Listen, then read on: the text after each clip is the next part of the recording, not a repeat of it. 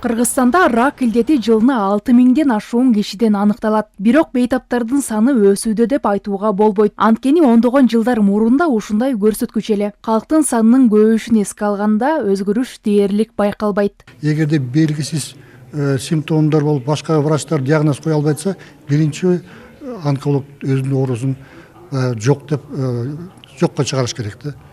Анткени биздин оорулар ар бир оорунун маскасын кийип белгисиз башталышында башталат да ошо.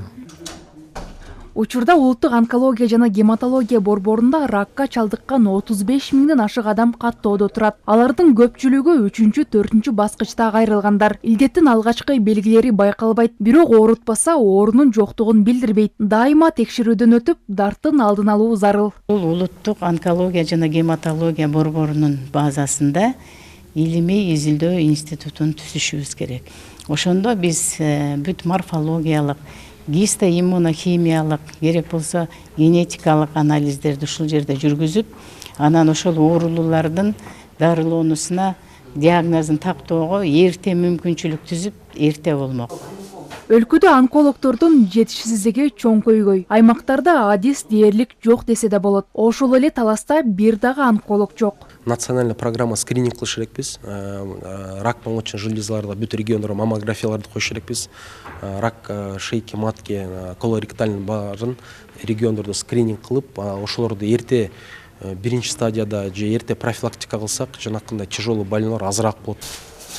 Ашказан рагы Кыргызстанда эле эмес, дүйнөдө дагы эң кеңири тараган. Экинчи орунда эмчектин залалдуу шишиги, андан кийин өпкө, 4-чү орунда аялдардын жатын моюнчасы жана боор рагы. Кайрылгандардын 56% 35 жаштан 64 жашка чейинкилер.